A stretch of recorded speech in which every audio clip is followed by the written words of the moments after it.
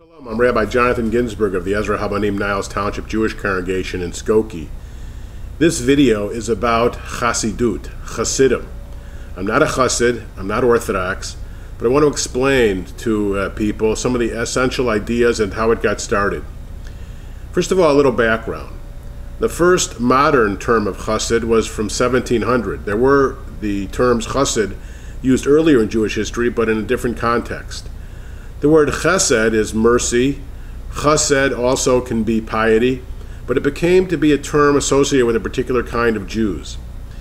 Before the first modern chesed, we had a situation of dire straits for Jews in Europe. They had had back-to-back false messiahs within the last centuries and so. One was named Shabtai Tzvi and the other's Jacob Frank. And then both of them had various, what we today consider fairly bizarre ideas about Judaism. And one eventually was captured by the Muslims and the other by Christians, and they eventually both converted. And so both had declared themselves, or their followers declared them to be the Messiah. And this devastated the morale of European Jewry and made European Jewry both suspicious about Messianic pretenders and also some who wanted for the Messiah to be here.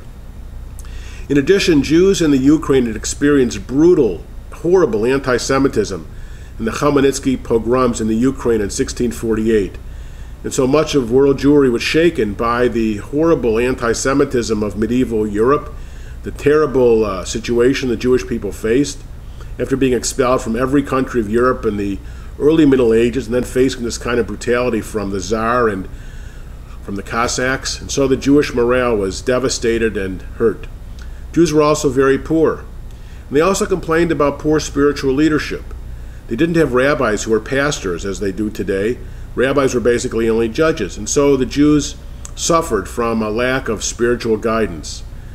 And finally, the accusation was that the rabbinic system of halakha had gotten too stultified, and there was too much preoccupation with the minutiae of Jewish law, and the beauty and spirit of religion, of Judaism, had been lost. So these were some of the factors that gave rise to the Hasidic revolution. There was a man whose nickname was the Baal Shem Tov, Master of the Good Name, who was in the Carpathian Mountains, born in 1700. And his idea was that Jews needed to have spiritual guides. They elevated the concept of the rabbi to a higher level, of a tzaddik, of a righteous, saintly person who you came to with all your problems and could answer you and should direct you and spiritually mentor you. They talked about reintroducing joy and festivity into Judaism. They sang and they danced and they drank, and that was part of the innovation. There was less concern about the minutiae of Jewish law at that time, and less preoccupation with the study of Talmud, and more about the joy and love and literature. I have relatives who are Bratslaver Hasidim. Nachman of Bratslav was a great-grandson of the Baal Shem Tov, and he used to tell stories, and those stories are now been written down and are told by the Bratslaver Hasidim. Now, the Baal Shem Tov had two main disciples. One of them was the organizational man, and the other the ideologue. And he recruited Hasidim, he recruited disciples, and sent them throughout Europe to try and bring Jews to the way of Hasidut. Now, the other main, this is before Reform, Conservative, and Reconstructionist. The main other kind of Judaism was just Judaism. And of course, many of those rabbis thought that this was a very dangerous radical innovation, very much like the false messianism of Shabtai Tzvi and Jacob Frank. They especially didn't like the fact that these rabbis were elevating certain rabbis to a higher level. They thought that was very dangerous. And so they accused them of heresy. In fact, they excommunicated them. The Vilna Gaon, the great leader of Jewry, opposed to the Hasidim, took on the name the Mitnagdim, which simply means the against ones. And they excommunicated the Hasidim, and the Hasidim excommunicated them. Now, of course, all this has changed in modern times. The Hasidim have become ultra-zealous and almost fanatic in their practice of Judaism. It's very difficult to distinguish Hasidim today from other Orthodox Jews, and oftentimes they pray together. There are still some ideological significant differences. Some of the great Miknagdish rabbis I don't know if they're kidding or not, like to say Hasidut is their second favorite religion. But my relatives tell me that the Mitnagdim and the Hasidim have band together against the great enemy of Judaism, which is us, non-Orthodox Jewry. Well, they're entitled to their opinion. I don't think they're right, but that's how they view it. Now, the Hasidim today, of course, have many different groups, and they're often named after the villages they come from. For example, Nachman of Bratslav was of Bratslav, and they call themselves Bratslavers. The Satmar, which are one of the more zealous sects of Hasidut, come from St. Mary's in Transylvania. The Lubavitch come from Lubavitch, and so on and so forth. Now, most Hasidim that the average Jew encounters are Lubavitch.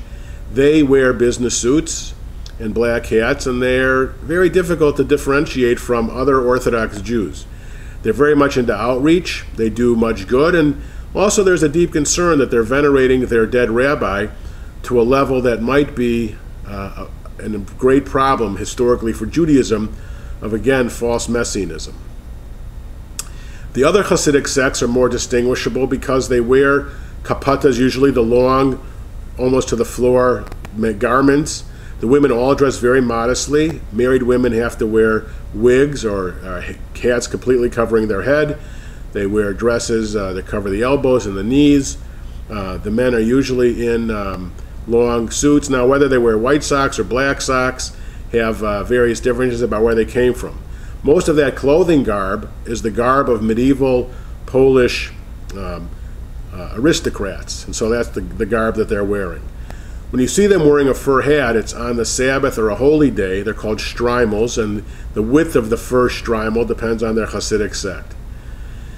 There are various other customs. The Hasidim want to be inflamed and enthused by God. They believe that God should always be before you. They pray with great fervor and joy. Those are some of the basic ideas of Hasidut 101, and perhaps later we'll explicate and go further into the nature of Hasidut. Hope that introduction to modern-day Hasidim is helpful.